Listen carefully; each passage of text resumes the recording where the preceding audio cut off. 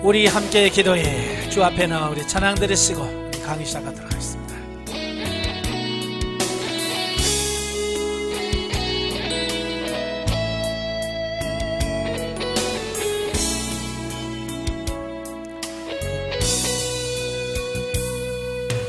우리 함께 기도해 주 앞에 나와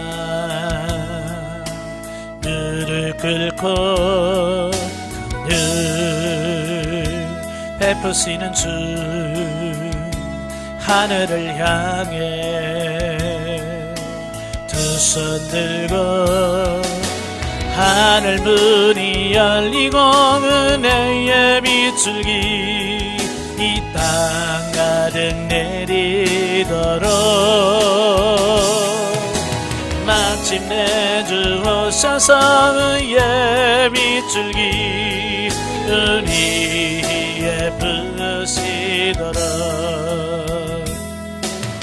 하늘 문이 열리고 은혜의 빗줄기 이 땅 가득 내리도록 마침내 주 오셔서 의의 빗줄기 우리에 부으시도록 아멘. 기도하겠습니다.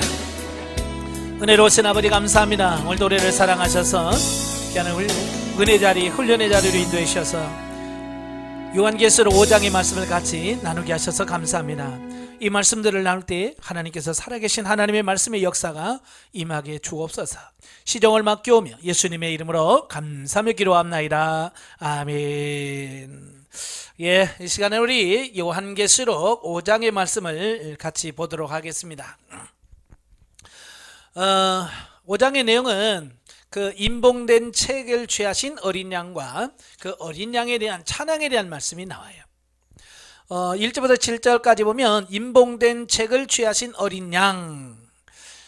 이제 우리가 요한계시록 우리가 잘 알죠. 말세에 일어날 일들에 대해서 하나님께서 주신 말씀이거든요. 그러니까 그리스도의 재림으로 말미암아 결정적으로 또 최종 도래할 현 우주와 역사의 대종말 직전에 이 세상에 있을 소위 말세의 대환란에 관한 말씀을 언급하고 있는 본서의 본론 제2부인 4장 1절부터 18장 24절까지를 시작하는 앞장, 그러니까 4장이죠. 이게 4장에서는 뭐라고 그랬어요? 요한은 심판의 주관자요 근원자 되신 성부 하나님의 보좌의 경광을 묘사함으로써 심판의 준비가 완전히 갖추어졌다라고 하는 것을 보여주었다면, 그렇죠? 4장에서 이미 살펴봤어요. 4장은 뭐요? 예, 완전한 그 하나님의 심판이 준비되어 있는 그 상태. 그러니까 보좌와 그 보좌에 둘러싸인 그 24장로들과 또 네 생물들과 또 그 어린 양과 이 모든 것들이 다 완벽하게 갖춰져 있는 그 상태를 말씀한다라고 볼 수 있죠. 자, 그렇다면 이제 5장 오늘 본 말씀은 본단락에서는 만물에 대한 하나님의 심판의 권세를 하나님으로부터 부여받으신 어린 양 되신 예수 그리스도에 대한 환상이 언급되고 있습니다. 예, 즉 하나님의 계시가 지니는 완전성과 그 비밀성을 상징하는 7인으로 봉하여진 두루마리 책을 펼 수 있는 유일한 존재로서 어린 양 되신 예수 그리스도가 묘사되고 있다라고 하는 거예요. 그러니까 4장에서 완전히 준비가 되어 있죠. 준비가 되어 있는 그 자리에서 성부 보좌에 앉으신 그 하나님이 그 어린 양 대신 예수 그리스도에게 뭘 주느냐? 7인으로 봉인된 두루마리를 넘겨주더라 그 말이에요. 예. 자, 여기서 성부 하나님께서 보좌에 앉으신 그분이 그 어린 양에게 그 두루마리를 줬다라고 하는 것은 무슨 의미냐면 하나님께서 그 심판의 권세를 예수 그리스도에게 넘겨주셨다. 이걸 말씀해 주고 있어요. 예. 그러니까 하나님께서 성부 하나님께서 예수 그리스도에게 이제 세상을 심판할 수 있는 권세를 위임하신 거라. 예, 우리가 잘 아는 마태복음 28장 18절에 보면 하나님이 예수님께 뭐라고 그랬어요? 하늘과 땅의 권세를 내게 주셨다. 예. 하나님께서 예수 그리스도에게 땅과 하늘의 모든 권세를 다 주셨다라고 하는 거예요. 근데 여기 본문 말씀을 통해서 그 예수님께서 말씀하신 그 부분이 실제였다. 예? 하나님께서 심판의 권세, 세상을 심판할 수 있는 모든 권세까지도 하나님께서 예수 그리스도에게 넘겨주셨다라고 하는 것을 보게 돼요. 예, 위임하신 어떤 그런 부분이죠. 자, 그런데 여기서 7인으로 봉해졌다라고 하는 말씀이에요. 예, 7인으로 봉했다라고 하는 말은 무슨 말이냐면 철저하게 비밀을 의미하고 있습니다. 우리가 이제 보통 비밀을 유지하고 싶을 때 뭐예요? 인봉하잖아요. 인봉. 아마 여러분도 우리는 이제 납봉이란 말을 많이 쓰는데요. 그게 뭐냐면 이 철사로 이렇게 묶은 다음에 나부로 껴서 이렇게 꽉 쥐어놓습니다. 예, 그러면 이건 뺄 수가 없어요. 그리고 선을 잘라야 되거든요. 이게 선을 자른다는 말은 무슨 말이냐면 누군가가 그걸 열어봤다, 이제 그런 의미예요. 그래서 다른 사람이 열어보면 안 된다, 이거 열면 안 된다라고 하는 어떤 그런 상징적 의미에서 납봉을 하거든요. 인봉이라고 하는 것은 이렇게 도장을 찍어서 봉해 놓은 것을 인봉이라고 그래요. 이건 뭘 말하냐? 비밀을 의미합니다. 비밀. 그래서 하나님께서 그 7인으로 봉인한 그 두루마리를 예수님께 주셨다라고 하는 것은 그 말세에 일어날 모든 현상들은 뭐라고요? 비밀이라. 예, 이건 비밀이에요. 아무도 몰라요. 예수님도 그걸 뜯어보기 전에는 몰라요. 그래서 제자들이 그러잖아요. 언제 이런 일이 있습니까? 그렇게 물었을 때 예수님께서 뭐라고 그래요? 이건 나도 모르고 천사도 모르고 오직 아버지만 하신다라고 말한 이유가 여기 있는 거예요.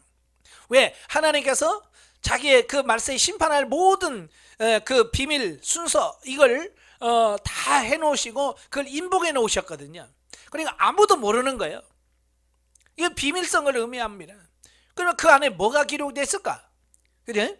그럼 뭐가 기록이 되냐면 말세에 세상을 심판하기 위한 시나리오라고 할까요? 하나님이 그 심판할 수 있는 모든 것들이 그 안에 다 들어있어요. 예, 그래서 이런 하나하나 이제 인봉하면서 하나님께서 계획하신 그 부분들이 그 하나를 통해서 이루어지는 이 부분을 보게 돼요. 예, 마치 이것은 이런 거예요. 제가 예전에 그 초등학교, 중학교 때 그 삼국지를 읽었거든요. 이제 삼국지를 읽어보면 그 제갈공명이 그 유비에게 말하면서 어떤 상황이 되면 이걸 열어보세요, 그래요. 어떤 상황이 오면 이걸 그때 열어보라, 지금 열어보지 말고 그때 열어보라라는 말을 해요. 그래서 그 상황이 왔을 때 그 딱 열어보면 그때 뭘 해야 되는지를 거기에 다 써놨거든요. 이런 부분이에요. 하나님께서 그 인봉 그 뜯을 때마다 거기서 하나님께서 어떻게 그 역사를 이끌어 가실 것에 대한 그 모든 부분들이 쫙 기록이 되어 있는 거예요. 그러니까 이걸 알면 안 되죠. 그죠? 예. 이걸 알면 안 돼. 그래서 하나님께서 이걸 하나하나 비밀을 유지하기 위해서 하나 쓰고 인봉해서 붙이고 또 하나 써서 또 인봉을 하고, 그래서 모두 7개 인을 쳐서 예수 그리스도께 넘겨주셨다라고 이렇게 볼 수 있겠죠. 본문을 좀 더 자세히 살펴보면 보좌에 앉으신 하나님의 오른손의 계시의 완전성과 비밀성을 상징하는 7인으로 봉해진 책이 들려 있는데 이 세상 피조물 중에는 그 인을 떼기에 합당한 존재가 없으므로 환상을 보는 저자 사도 요한은 매우 슬퍼하게 된다 그랬어요. 예, 자, 이게 무슨 말이에요? 예, 하나님께서 그 7인으로 인한 그 두루마기를 줬는데요, 사도 요한이 보니까 그 인을 뗄 만한 자격을 갖춘 사람이 아무도 없는 거예요. 예, 그러니까 있으면 뭐예요? 그걸 떼야 되는데 뗄 수 있는 자격이 있는 자가 없으니까. 그래서 요한이 있으면 뭐예요? 그걸 뜯어야 되는데, 그래서 이거 어떡하지? 안타까워서 안타까워서 그가 울고 있습니다. 예, 그때의 24장로, 그러니까 하늘 보좌 주변에 있던 24장로 중에 하나가 요한을 위로하면서 인을 떼기에 합당한 자가 있음을 밝히라. 울지 마라. 인을 떼기에 합당한 자가 있다. 예?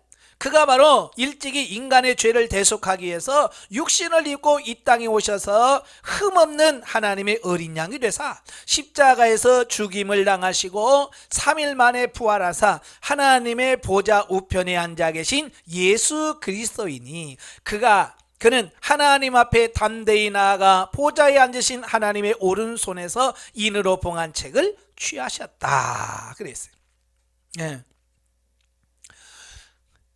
예, 세상에서 예수님 말고 그 인봉을 뗄 자가 있다고요? 없다고 그랬어요.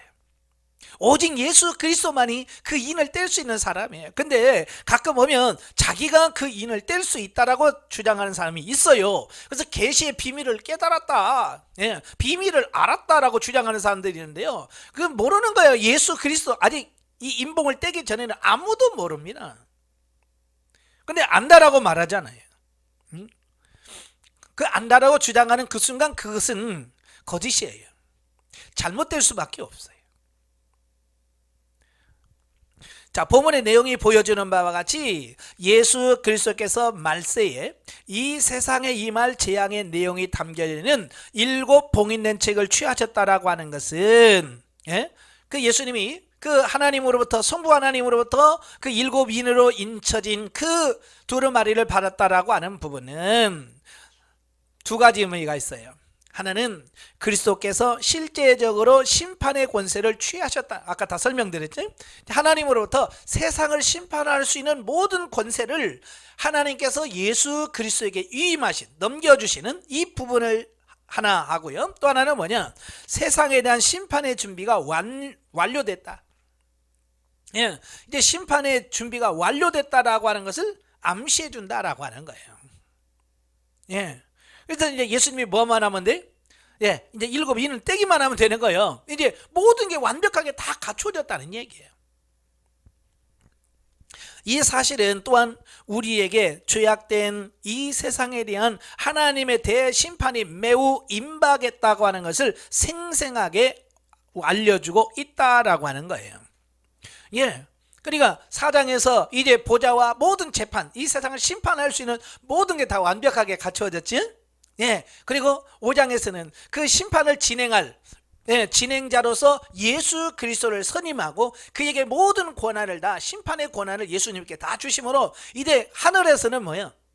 이제 하늘에서는 이 세상을 심판할 수 있는 모든 준비가 완벽하게 갖추어져 있다라고 하는 거예요. 이제 뭐예요? 실행하는 날만 남은 거예요.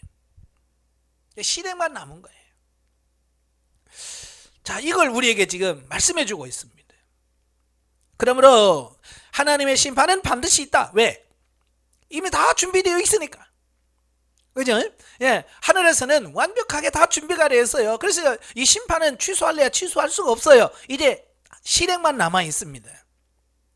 또 그 심판이 곧 임할 것이라는 사실을 믿어 알고 있는 우리는, 예, 곧, 그러니까 먼 미래가 아니란 말이에요.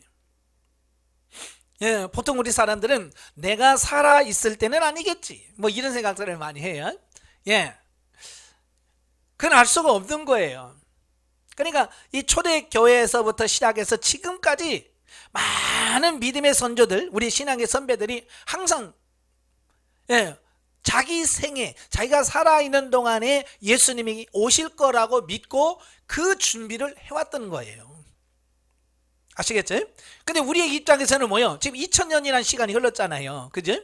우리 입장에서는 2000년 동안 안 오셨는데 뭐 예수님이 금방 오시겠어? 라고 생각할 수 있는데 그렇지 않다라고 하는 거예요. 예, 우리는 항상 뭘 준비해야 되냐? 예수님이 곧 오실 거라고 하는 것을 인식을 하고 예수님이 오신다라고 믿고 그걸 준비해 가는 것이 오늘 저와 여러분이 해야 될 일이에요.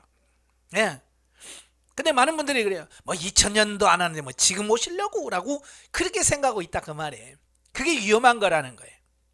예, 그래서 많은 사람들이 뭐요? 우리는 심판이 없다고 교만하며 자기 소욕을 쫓아 사는 사람들과 같이 썩어질 재물을 취하여 방탕한 삶을 살아서는 안 된다. 예. 그러니까 심판을 믿지 않는 사람들은 어때요? 땅의 것, 육신의 것, 죽고 썩을 것들을 위해서 살아가고 있습니다. 그래서 그들은 새벽부터 열심히 일하지요. 뭘 위해서? 예, 죽고 썩어서 없어질 것들을 위해서 사는 거예요. 근데 오늘 저와 여러분들은 죽고 썩어 없어질 것들을 위해서 살면 안 돼. 우리는 바로 하나님 예수 그리스도가 이 땅에 오셨을 때에 주님으로부터 인정받을 수 있는 그 삶을 준비해가는 삶이 필요하다라고 하는 거예요. 그게 아니라면 안 됐네. 아시겠죠? 안일하게 살면 안 돼요. 예수님이 안 오실 거야 라고 하면 안 돼요. 그래서 예수님께서 그 슬기로운 5처녀와 그 미련한 5처녀 10처녀 비유를 통해서 우리에게 말씀해 주시잖아요. 10처녀는 누구나 다 뭐요? 예수님의 재림을 기다리는 사람들을 의미해요. 그러니까 신랑을 다 기다렸던 사람들이에요. 5명만 기다리고 미련한 5처녀는 안 기다렸다는 얘기가 아니라 10명이 다 기다린 거예요. 단 차이점이 있다면 슬기로운 5처녀들은 등과 기름을 준비했다고 하는 거고, 미련한 5처녀들은 기다리긴 했지만 기름을 준비하지 않았다는 얘기예요. 차이는 그거 하나예요. 준비했느냐 준비하지 않았냐, 그 차이예요. 오늘도 마찬가지예요. 저와 여러분들 이 땅에 살면서 똑같은 생을 살아가잖아요. 그런데 차이점이 뭐냐? 예수님이 오실 것을 준비하며 사느냐, 그렇지 않고 그냥 사느냐라고 하는 차이란 말이에요. 그래서 그냥 사는 사람은 미련한 자고 기다리면서 준비하는 사람은 지혜로운 자다. 제 말이 아니에요. 성경에서 예수님께서 이미 말씀하신 말씀이에요. 그래서 우리가 슬기로운 5처녀처럼 늘 기름과 등불을 준비해서 언제 오시더라도 주님을 맞이할 수 있는 준비가 완벽하게 갖추어져 있어야 된다라고 하는 것을 보게 됩니다. 자, 그래서 오실 주님을 예비하는 믿음과 의를 실천하는 삶을 살아야 할 것이다. 그래서 말세에 우리가 할 수 있는 건 다른 거 아니에요. 그냥 준비하는 거예요. 기다리면서 준비하는 거예요. 많은 분들이 아니 왜 안 오는데요? 예수님이 왜 안 오시는데요? 자꾸 예수님이 안 오시는 부분에 초점을 맞추는 거예요. 예수님께서 왜 안 오시겠어요? 이미 사도 요한이 4장 5장에서 뭐예요? 완벽하게 준비가 다 됐다고 있는데도 준비가 다 됐다고 그랬어요. 그러니까 약 2000년 전에 이미 사도 요한이 봤을 때도 완벽하게 준비가 돼 있어요. 그런데 왜 지금까지 주님이 안 오시느냐? 그 얘기예요. 그것은 하나님의 나라, 그게 하늘나라에서 준비가 안 돼서가 아니라 이 땅에 사는 우리들이 준비가 늦어서 그래요. 우리가 갖춰지질 않는 거예요. 그러니까 나중에 이제 말씀드리겠지만 이제 천국의 새하늘과 새 땅이 다 준비가 되어 있잖아요. 준비가 되었을 때 그 새하늘과 새 땅에 들어갈 인원이 있잖아요. 천국에 충만한 천국에 들어갈 수 있는 숫자가 있어요. 우리도 보통 보면 아파트 단지라든지 이런 걸 치면 몇 세대 나오잖아요. 그래서 몇 세대가 들어갈 수 있는지 그게 딱 나오잖아요. 뭐 1000세대, 2000세대, 만세대. 그래서 대규모 아파트를 짓고 그러면서 뭐 어떻게 해요? 추첨을 하잖아요. 그죠? 그래서 그 숫자가 딱 차면 어때요? 더 이상 안 되면 모집 안 하죠. 만약에 1000가구다. 그러면 1000가구만 뽑고 그 다음에는 아무리 들어가려고 해도 이미 1000가구가 딱 되면 그 다음부터는 뽑지 않아요. 마찬가지예요. 천국에 들어갈 숫자가 있어요. 어떤 분은 14만 4천 명이라고 그러는데요. 하나님의 나라가 그렇게 작지 않아요. 14만 4천 명이면 얼마나 됩니까? 얼마 안 되잖아요. 우리 전주 시민만, 전주의 그 시민만 62만 명인가 그랬는데 63만 명이에요. 그러면 천국이 우리 전주 시내만 또 못하다 그 말이 아니라며. 그 14만 4천 명은 나중에 설명드리겠지만 하나님의 백성으로 구원받을 사람들을 대표하는 예표적인 부분이지 14만 4천 명만 천국 간다는 얘기는 아니에요. 아시겠죠? 그래서 천국이 준비가 돼 있어. 요한복음 14장에 보면 예수님의 제자들에게 그러잖아요. 내가 천국을 예비하러 간다. 너희 집을 예비하러 간다. 다 되면 내가 너희를 다시 데리러 오겠다라고 약속하잖아요. 그러니까 하나님의 나라, 이 천국은 이미 다 준비가 돼 있어요. 문제는 뭐라고요? 입주할 수 있는 우리가 숫자가 부족한 거예요. 아직 하나님의 나라에 들어갈 수 있는 숫자가 없는 거예요. 부족한 거예요. 그래서 하나님께서 뭐예요? 자꾸 미루시는 겁니다. 그 천국에 들어갈 숫자가 찰 때까지. 그러니까 오늘까지 주님이 오지 않으셨다는 말은 아직 천국에 들어갈 수 있는 숫자가 다 채워지지 않았다, 그 얘기를 하고 있는 거예요. 그러니까 얼른 여러분들이 전도하고 여러분이 영적으로 세워져서 주님이 빨리 오실 수 있도록 우리가 해야 된다, 그 말이.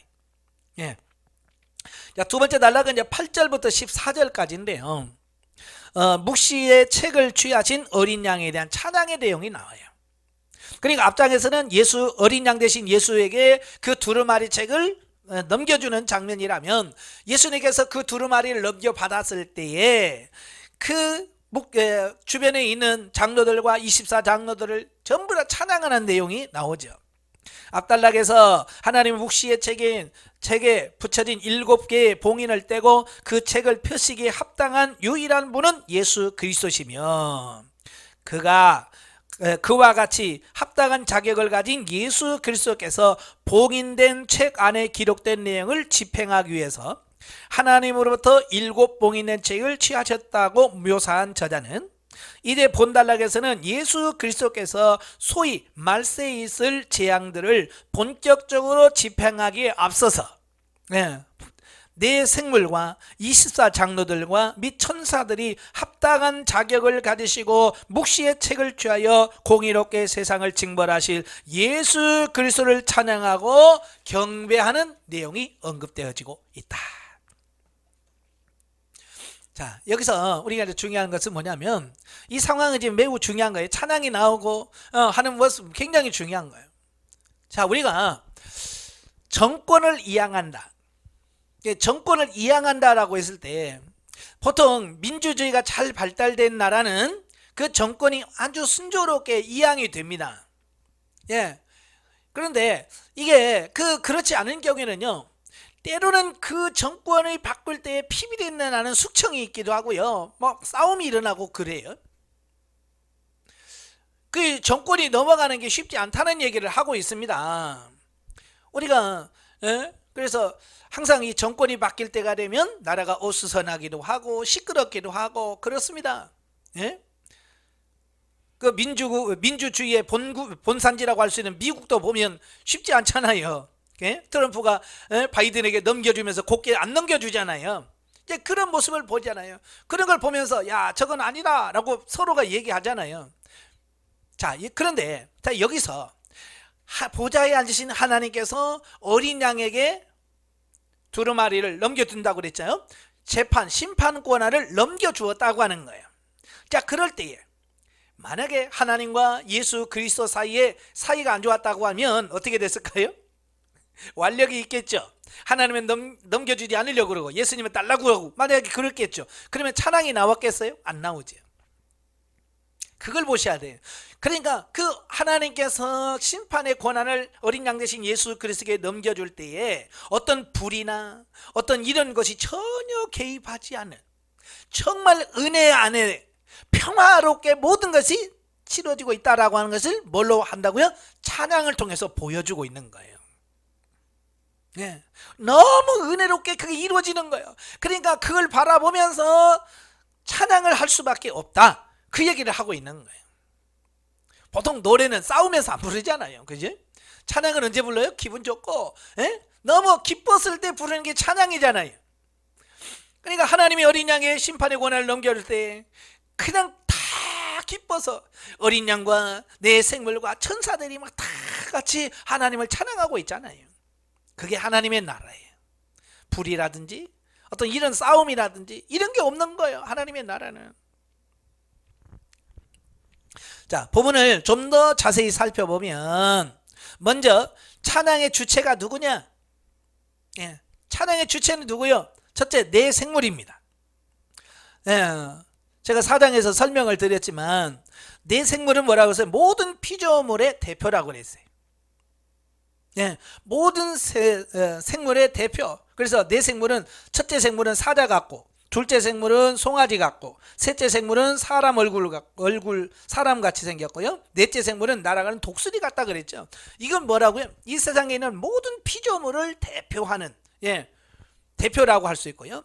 24장로, 24장로는 신약과 구약 시대의 모든 성도들의 대표. 그러니까 대표들이 찬양을 하고 대표가 영광을 돌리는 겁니다. 뿐만 아니라 천사들까지. 그러니까 내 생물, 24장로, 천사는 누구예요? 다 피조물이거든요. 하나님으로부터 창조되어진, 피조되어진 부분이에요. 그래서 이 하나님께서 창조한 모든 피조물들이 하나님을 찬양하고 있다라고 하는 사실이에요. 예. 그러니까 하나님을 뺀 모든 피조물들이 하나님을 찬양하고 있습니다. 이게 놀라운 거예요. 예. 우리 세상에는 100% 지지받고 100%라고 하는 말은 글쎄요. 물론 이제 북한에서는 무슨 뭘 할 때 100% 지지하고 뭐 100% 하잖아요. 왜냐하면 그것을 안 했다가는 죽을 수 있으니까 찬성은 하지만 이 속에서는 뭐 할까요? 불만이 있을 수도 있죠. 단지 표현을 안 했을 뿐이죠. 자, 우리나라에서 마찬가지예요. 정권이 바뀌고 늘 뭐하니 지지도 검사를 하고 뭐 대통령 지지하고 뭘 이렇게 뭐 전화로 하고 조사를 하잖아요. 그래서 50%와 이상을 넘어도 잘하는 편에 속해요. 세상에서 지지율이 50%만 넘어도 잘하는 거예요. 근데 하나님은요, 이건 강제가 아니에요. 북한과 같이 뭐 강제로 하는 게 아니에요. 자발적으로 하는데 100% 모든 피조물이 하나님을 찬양한다. 이건 뭘 아까 말해? 하나님의 나라는 불이나 이런 게 없는 정말로 완벽한 나라라고 하는 사실을 우리에게 보여주고 있는 거예요. 그 중에서 한 피조물도 반대하거나 그런 게 없단 말이에요. 자, 그리고 찬양을 위한 악기가 뭐예요? 검은고죠. 그 다음에 찬양의 재료는 뭐예요? 성도들의 기도다 그랬어요. 8절에 보면 그 두루마리를 취하심에 네 생물과 이사장들이 그 어린 양 앞에 엎드려 각각 검은고와 향이 가득한 금 대접을 가졌으니 이 향은 성도들의 기도들이라 그랬어요. 찬양의 재료는 뭐라고 했어요? 성도들의 기도라 그랬어요. 예, 향이 가득한 금 대접을 막 하늘에 쏟는 겁니다. 근데 그 향로에서 쏟아지는 향기가 뭐라고 그랬어요? 성도들의 기도다라는 거예요. 우리가 이제 향은 그 향을 피우기 위해서, 그 냄새를 풍기기 위해서 쓰는 이런 것들이잖아요. 그러니까 하나님의 나라의 그 영광과 그 모든 것을 성도들이 기도로 그 아름답게 향을 낼 수 있다. 이걸 우리에게 보여주고 있어요. 그러니까 여러분들이 기도 많이 하셔야 돼요. 그래야 그 기도가 하늘나라를 향내롭게 만드는 그 향이 되어지더라라는 겁니다. 자, 그리고 찬양의 내용은 이제 각기 조금씩 다른데, 먼저 네 생물과 24장로들은 예수 그리스도께서 하나님의 택한 자들을 위하여 죽으심으로 그들을 사서 하나님 앞에서 나라와 제사장으로 삼으셨음을 찬양합니다. 자, 네 생물과 24장로들은 뭐예요? 구원받은 자의 대표라고 그랬어요. 구원받은 자들이 대표해서 예수 그리스도가 우리를 위해서 죽으셨고 우리를 구원하셨다. 그 부분을 찬양을 하고 있고요. 그 다음에 천사들은 죽임을 당하신 어린 양 되신 예수 그리스도께서 능력과 부와 지혜와 힘과 존귀와 영광과 찬송을 받으시기에 합당한 분임을 찬양합니다. 그러니까 찬양의 내용은 조금씩 다르죠. 왜냐하면 그 사람이 어디에 취했느냐, 피조물이냐, 천사냐, 구원받은 자냐에 따라서 그 찬양의 내용이 조금씩 다를 수 있지요. 그죠? 우리도 그러잖아요. 뭐 찬양 부를 때 나는 이 찬양이 좋더라, 나는 이런 내용이 좋더라. 왜? 사람마다 자기가 하나님께 받은 은혜가 다르기 때문에 다를 수 있죠. 그러나 찬양의 내용은 똑같아요. 다 성부, 성자, 성령 삼위 하나님을 높이고 하나님께 영광 돌리는, 그리고 자기를 구원해 주신 그 구원에 대해서 찬양하는 것은 다 똑같다. 왜? 하나님께서 우리를 구원해 주셨기 때문이다 그 말이에요. 끝으로 모든 피조물들은 하나님과 예수 그리스도께 찬양과 영광과 능력을 세세토록 돌릴지라고 찬양을 합니다. 그리고 모든 피조물들의 찬양이 끝나자 네 생물은 아멘으로 화답하고 장로들은 엎드려 경배함을 볼 수 있다. 자, 왜 아멘으로 화답합니까? 천사들의 그 찬양의 내용이 맞거든요. 아멘 할 수밖에 없지요. 그리고 24장로들 그 모두가 예수 그리스도의 은혜로 구원받았잖아요. 그러니까 그 구원받음에 대해 은혜가 너무 크고 감사해서 엎드려 경배하는 모습을 보게 돼야지. 자, 우리는 본문을 통해서 한 가지 중요한 사실을 배우게 되는데요. 그것은 우리를 구원하시고 구원하신 우리를 자신의 영광의 자리에까지 높이사 우리로 영광된 자리에 앉게 하신 예수 그리스도의 사랑과 은혜와 능력과 영광을 우리 육신의 생명이 마감되는 날까지, 아니 영원히 찬양을 멈추지 말아야 할 것이라는 사실이에요. 예. 그러니까 이 찬양은 이 땅에서도 해야 돼. 이 땅에서도 우리가 구원받음에 대해 감사하는 찬양을 해야 되겠지만 또 하나님의 나라에 가서도 영원히 하나님을 찬양해야 된다, 그 말이에요. 그러므로 우리는 그리스도께서 우리에게 베풀어 주신 능력과 은혜를 생각하며 그것에 늘 감사하며 찬양하는 생활을 해야 할 것이다. 예. 그러니까 나중에 우리가 천국에 가서 또 찬양을 하겠지만 우리가 이 땅에 살면서도 늘 찬양하는 삶을 살아야 된다, 그 말입니다. 우리가 고린도전서 13장에 보면 그런 말씀이 있어요. 믿음, 소망, 사랑, 이것은 항상 있을 것인데 그 중에 제일은 사랑이라 그랬죠. 예, 믿음, 소망, 사랑, 이 세 가지는 항상 있을 것이래요. 그 중에서 제일은 사랑이라고 말씀합니다. 왜 사랑이 제일일까요? 어찌 보면 믿음과 소망은 이 땅에 살면서 하나님의 나라에 들어가기까지 필요한 것이 믿음과 소망이에요. 하나님의 나라에 들어가면 더 이상 믿음이 필요 없고요, 하나님의 나라에 들어가면 더 이상 소망이 필요 없습니다. 왜? 완전 것이 다 이루어졌거든요. 그죠? 근데 사랑은 뭐예요? 네, 천국의 삶이 다 사랑이기 때문에, 예, 계속 믿음과 소망은 천국에 들어가면 끝나지만 사랑은 계속 천국의 삶이 뭐예요? 사랑이기 때문에 사랑이 제일이라, 그 말이에요. 자, 우리가 왜 이 세상에서 여러 가지 봉사를 하죠? 교회에서 뭐 식당 봉사도 하고 뭐도 하고 뭐 교사도 하고 다 하겠죠. 가장 좋은 일이 뭘까요?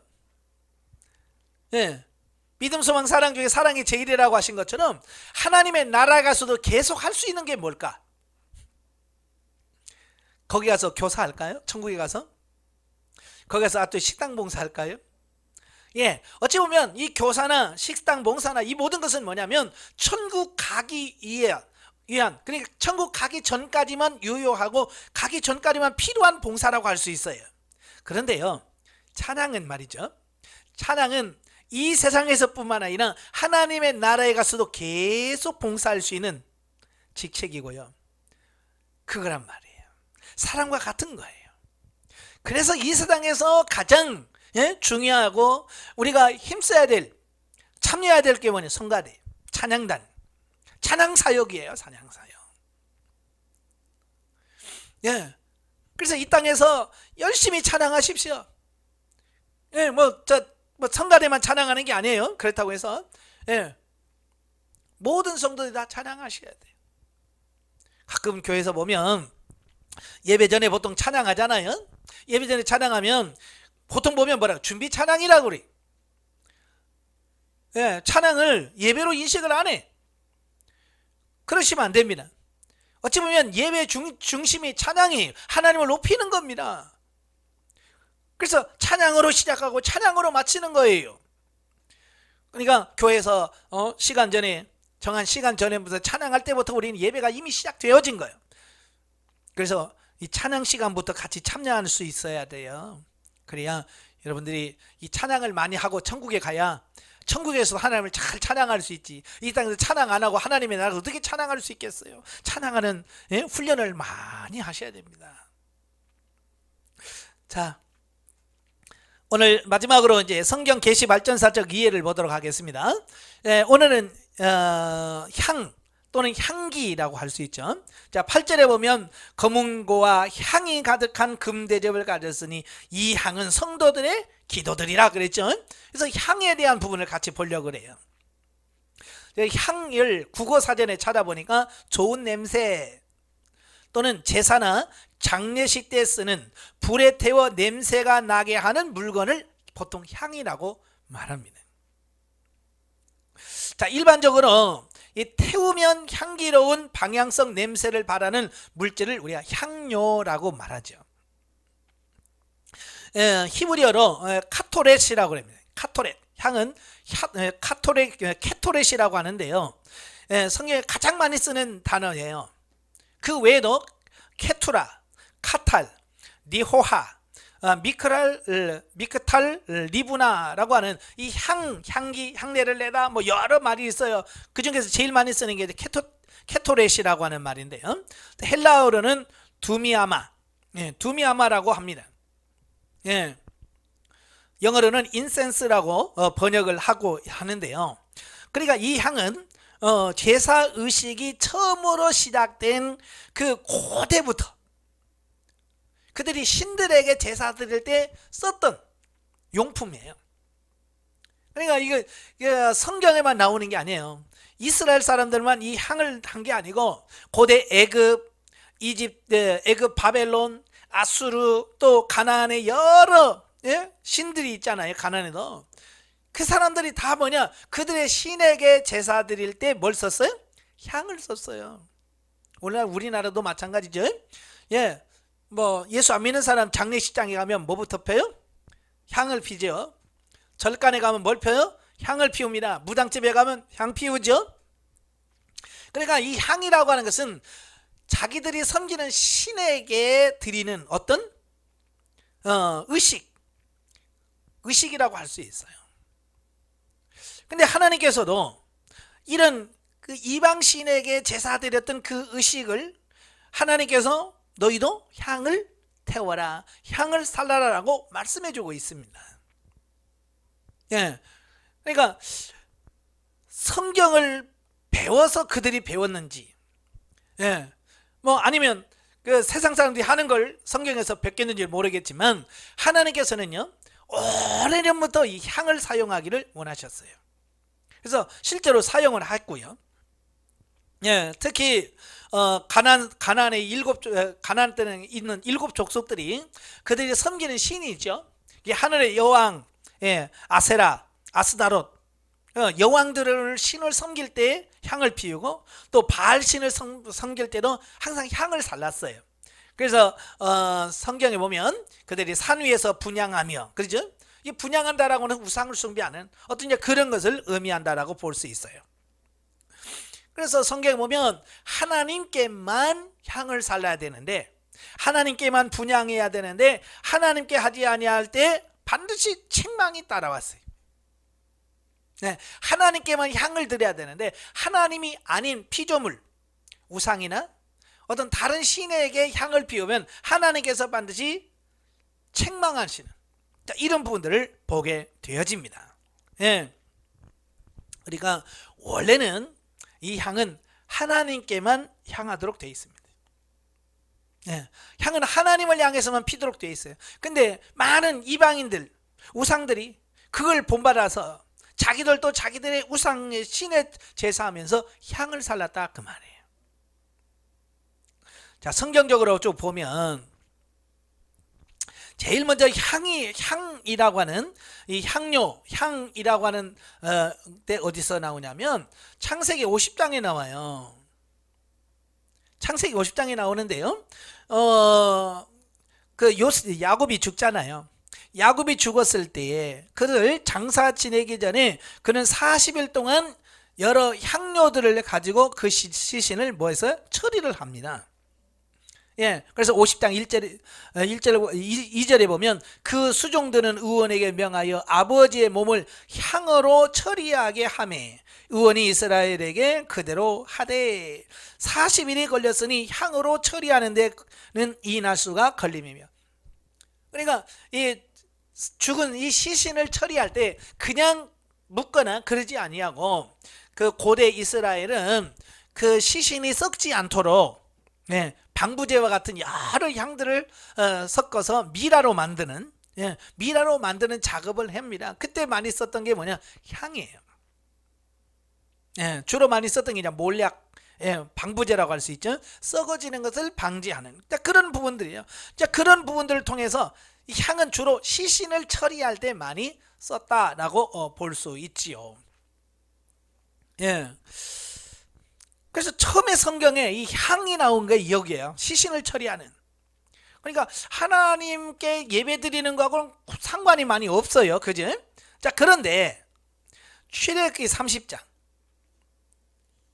출애굽기 30장에 가면 하나님께서 시내산에서 모세를 불러 올리시고요.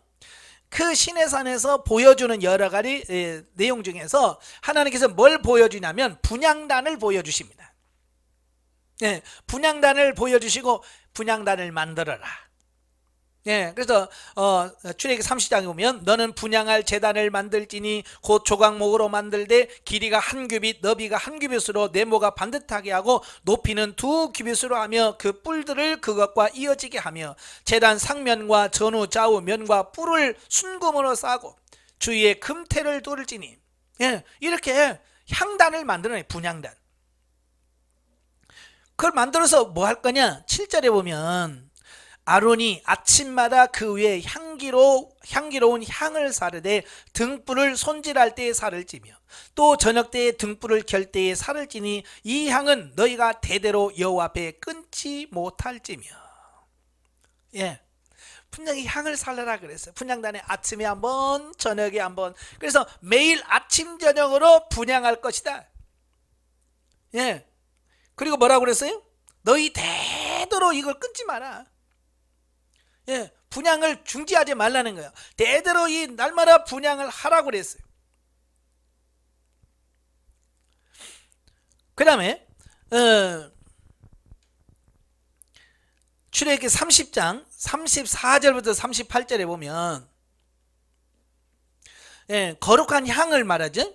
여호와께서 모세에게 이르시되 너는 소합향과 나감향과 풍자향의 향품을 가져다가 그 향품을 유황에 섞되 각기 같은 분량으로 하고 그것으로 향을 만들되 향 만드는 법대로 만들고 그것에 소금을 쳐서 성결하게 하고 그 향 얼마를 곱게 찌어 내가 너와 만날 회막한 증거궤 앞에 두라. 이 향은 너희에게 지극히 거룩하니라. 이 향을 만들어서 하나님 만드는 방법까지 가르쳐 줬어요. 그 향을 만들어서 그 법궤가 있는 그 곳에다 두고 또 내가 여호와를 위하여 만든 향은 거룩한 것이니 너희를 위하여는 그 방법대로 만들지 말라. 냄새를 맡으려고 이 같은 것을 만드는 모든 자는 그 백성 중에서 끊어지리라 그랬어요. 자, 이게 무슨 말이냐. 향을 만들 때 하나님을 향해서만 만들어라. 그리고 하나님 앞에서만 향을 살라라. 자기를 위해서 향을 피우면 죽는다. 자기를 위해서나 또 30장 9절에 보면 너희는 그 위에 다른 양을 사르지 말며 전제나 소제를 드리지 말며 다른 양을 사르지 말라는 거예요. 하나님께서 명령한 것만 사르고 자기를 위해서 육신을 위해서 이 향을 쓰지 말라. 다른 신이나 자기를 위해서 이 향을 사르면 안 된다. 그 다음에 레위기 2장 5절에 보면 레위기 2장 5절부터 16절까지 보면 그 소제를 드릴 것을 말씀을 해요. 뭐 여러 소제에 대한 말씀을 하는데요. 그 소제 드리면서 15절에 보면 그 위에 기름을 붓고 그 위에 유향을 더할지니 이는 소제니라 그랬어요. 이 소제를 드릴 때 그 소제 물 위에 기름을 붓고 기름 위에 뭘 넣으라고요? 유향을 얹어 놔라. 유향을 올리라고 말씀하고 있습니다. 이 소제라고 하는 말은 민하라는 말인데요. 감사의 예물, 충성을 상징하는 어떤 감사와 충성을 상징하는 그런 의미거든요. 그러니까 하나님께 감사할 때에 뭘 더하라? 유향을 더하라. 이렇게 되면 이제 우리가 여러 가지 생각을 할 수 있어. 왜 유향을 아침 저녁으로 살려라고 그러지? 왜 그 소제물에 유향을 올려놓으라고 하지? 이 구약만 보면 그 의미를 정확하게 이해를 할 수 없어요. 그래서 구약만 보면 단순히 그냥 제사 의식의 순서의 하나로만 인식을 할 수 있어요. 그죠? 그런데 이제 신약에서부터 쭉 봐야 이걸 왜 그렇게 하라고 하는지가 이해가 딱 되는 거예요. 구약은 예표요 그림자라고 그랬어요. 그러니까 구약을 통해서 신약의 그 말씀들을 이해할 수 있고 또 신약을 통해서 구약을 이해할 수 있는 거예요. 왜 하나님께서 소재물에다가 유황을 넣고 매일같이 분향단에서 분향을 하라고 하는지, 예. 그리고 왜 다른 신에게 분향하지 말라고 하는지. 자, 열왕기상 11장에 보면 하나님께서 분명히 뭐라고 그랬어요? 하나님 앞에만 분향을 하고 다른 이방인이나 자기를 위해서 절대로 유황을 살리지 말라고 그랬어요. 분향하지 말라고 그랬어요. 그런데 솔로몬 시대에 보면 솔로몬이 이제 하나님의 심판을 받게 된 이유 중에 하나가 바로 그런 부분이에요. 열왕기상 11장에 보면 솔로몬이 하나님 앞에서 악을 행해요. 예? 7절에 보면 모압에 가증한 그모스를 위하여 예루살렘 산 앞에 산당을 지었고 또 암몬 자손에 가증한 몰록을 위하여 그와 같이 하였으며 그가 또 그의 이방 여인들을 위하여 다 그와 같이 한지라. 그들이 자기의 신들에게 뭐하며 분향하며 제사하였더라. 하나님께만 분향해야 될 솔로몬이 여러 우상들과 그들의 신들에게 분향했다는 말이에요. 왜 분향이 나쁜 거냐? 이제 요한계시록을 봐야 그 이해가 되어지는 거예요. 예. 그러니까 구약에서는 그냥 단순히 그냥 예배 의식이야. 예.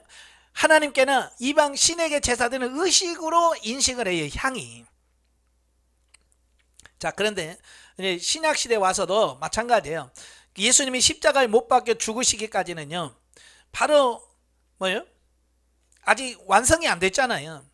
그래서 예수님이 살아 계실 때도 역시 여전히 성전에서는 뭐 하고 있어요? 분향했어요. 분향. 그 누가복음 1장에 보면 세례 요한의 출생에 관한 비밀을 쭉 설명하죠. 그래서 세례 요한의 아버지가 누구냐면 스가랴예요. 스가랴는 제사장입니다.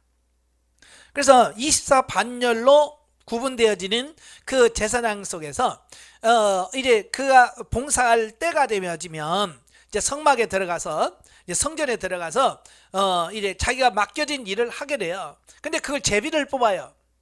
제비를 뽑아서 나는 분향, 어떤 사람은 분향을 하고 어떤 사람은 성전 문 앞에서 검사를 하기도 하고 어떤 사람은 소를 잡고 하는 그 일을 하고, 자, 이렇게 다 자기 역할이 있어요. 제사장들이 다 또 하는 게 아니라 여러 제비를 뽑아서 자기 맡은 일을 하는 거예요. 근데 이 사도 세례 요한의 아버지 스가랴는 제비를 뽑았는데 뭘 뽑았냐? 분향하는 걸 뽑았어요. 그래서 그가 성전에 들어가서 분향하려고 성소에 들어갔는데 누구를 만났어요? 천사를 만났잖아요. 분향하다가 천사를 만났어요. 그러면 우리는 아이고 그럴 수도 있겠다라고 생각하지만 이제 끝까지 보면 왜 스가랴가 분향하면서 하나님을 천사를 만났는지 내가 이해가 되어져요. 자, 이렇게 그 예수님 당시 때까지만 해도 이 분향의 의미가 명확하지 않아요. 그냥 하나님께서 기뻐하시는 그런가? 기분 좋아지시라고? 근데 그렇게만 생각할 수 있겠죠. 자, 그런데요, 이제 교회 시대, 성령 시대에 들어가면 이 향의 개념이 달라져요. 왜냐하면 이제 예배당에서 예배드리면서 향을 피우지 않습니다. 만약에 이게 정말 분향을 꼭 해야 된다면 지금도 교회에서 뭘 해야 돼요? 향을 살라야죠. 근데 일반 교회에서 향 살라요, 안 살라요? 안 살라요. 왜? 이 향의 개념이 바뀌었기 때문에 그래요. 구약적 개념과 신약적 개념, 교회사 시대와 이 개념이 완전히 달라져 버린 거예요. 자, 신약 시대에 이 향의 개념이 뭐냐? 첫째, 고린도후서 2장. 고린도후서 2장에 보면 사도 바울이 그 고린도 교인들을 향해서 편지를 써보내면서 뭐라고 말하냐면 2장 13절부터 보면 14절, 항상 우리를 그리스도 안에서 이기게 하시고 우리로 말미암아 각처에서 그리스도를 아는 냄새를 나타내는 하나님께 감사하노라 그랬어요. 자, 16절에 이 사람들에게는 사망으로부터 사망에 이르는 냄새요 저 사람에게는 생명으로부터 생명에 이르는 냄새라. 바로 우리가 뭐예요? 그리스도의 향기라고 말씀합니다. 냄새라고 말씀합니다. 이게 굉장히 중요한 겁니다. 이제는 우리가 그리스도를 아는 냄새, 생명에 이르는 냄새다. 15절에 하나님 앞에서 그리스도의 향기다. 누가? 우리가. 이제는 옛날에 뭐 소야향, 나감향 이런 거 섞어서 하나님께 향을 피우는 게 아니란 말이에요. 지금은 뭐냐? 우리 성도들의 삶이 곧 향이 돼야 된다. 그 얘기를 하고 있는 거예요. 예, 아시겠죠? 이 삶이 향이 돼야 돼. 이 향이라는 것은 뭐예요? 모든 사람들을 기분 좋게 하고, 예? 사람들로부터 인정을 받는 그런 삶을 말합니다. 그 다음에 두 번째가 빌립보서 4장 18절이에요. 빌립보서 4장 18절은 빌립보 교회 성도들이 로마 감옥에 있는 사도 바울에게 선교비를 보냈잖아요. 선교비를 받았어요. 그 선교비를 받고 사도 바울이 그들에게 편지하면서 18절에 뭐라고 그래요? 내게는 모든 것이 있고 또 풍족한지라 에바브로 뒤로 편해 너희가 준 것을 받았으므로 내가 풍족하니 이는 받으실 만한 향기로운 제물이요. 여기서 향기롭다. 이 향. 예. 뭐가 향이라고요? 예, 하나님께 드려지는 제물, 하나님께 드리는 선교비라든지 드리는 이런 모든 물질적인 쓰임이 향이라. 예, 이제는 구약과 같은 그 향을 태우는 것이 아니라 정말로 우리가 하나님께 예물을 드리고 선교비를 드리고 선교 사역을 하고 하는 모든 물질이 쓰여질 때 그 물질이 하나님 앞에 뭐가 된다? 향이 된다. 그러니까 우리가 쓰는 물질 같은 관리도 잘해야 되겠죠. 자, 그러면서 마지막으로 가장 중요한 게 계시록 말씀이에요. 오늘 본문 말씀에 보면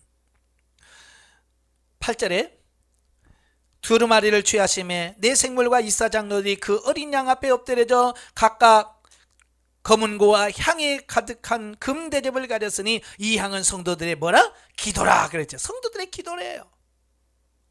자, 그 다음에 8장 3절부터 5절에 봐도 8장 3절 5절에 보면 또 다른 천사가 와서 제단 곁에서 금향로를 가지고 많은 양을 받았으니 이는 모든 성도의 기도와 합하여 보좌 금제단에 드리고자 함이라.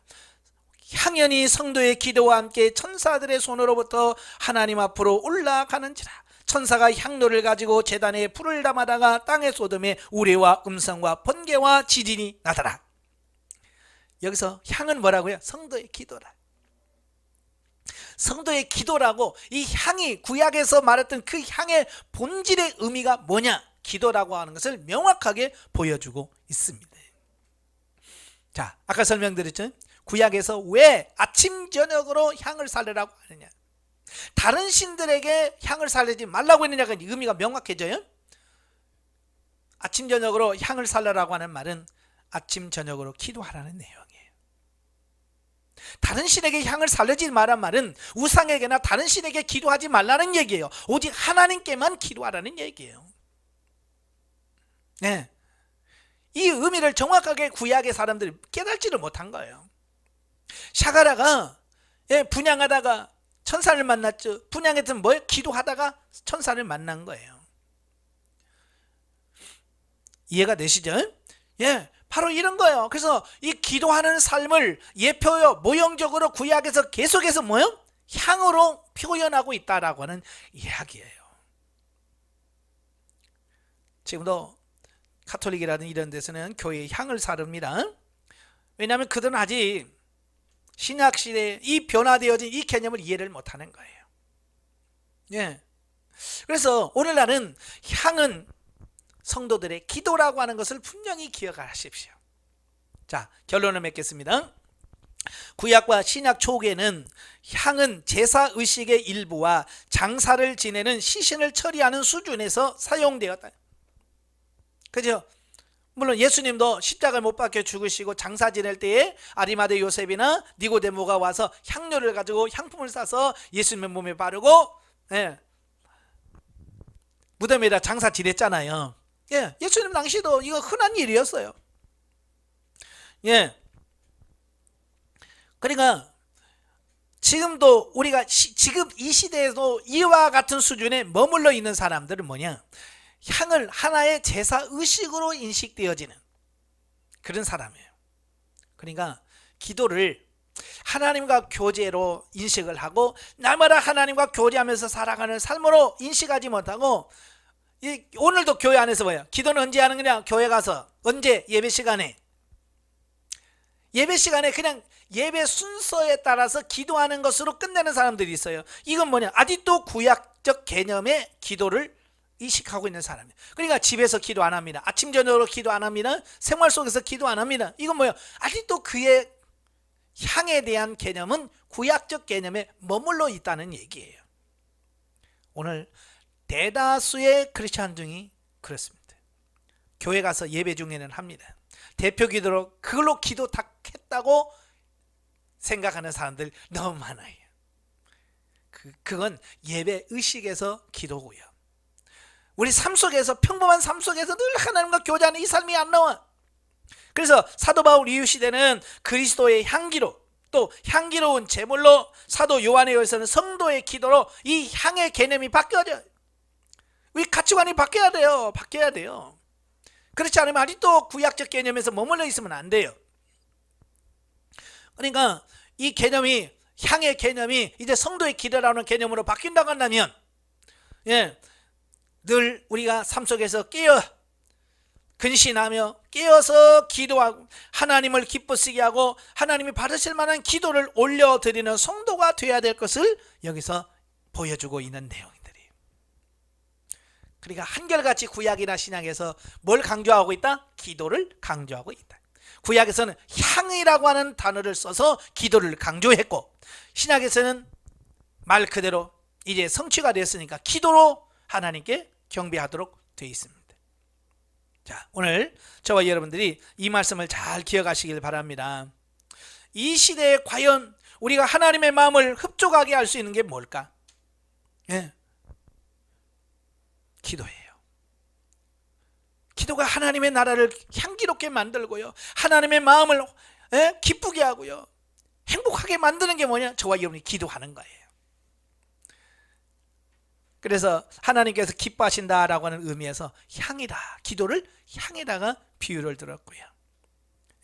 오늘 8장과 5장에서도 성도들의 기도가 향으로서 하늘 보좌에 상달됐다라고 말씀하고 있습니다. 자, 오늘 저와 여러분도 이런 날마다 분향하는 삶을 살기를 바라요. 하나님 앞에 날마다 기도하고 하나님과 교제하고 하나님과 더불어 사는 여러분들이 되셔야 된다는 걸 꼭 기억하시기를 바랍니다. 기도하겠습니다. 은혜로우신 아버지 감사합니다. 하나님께서는 구약에서부터 아침 저녁으로 향을 사르라고 말씀하시면서 기도를 강조해 왔습니다.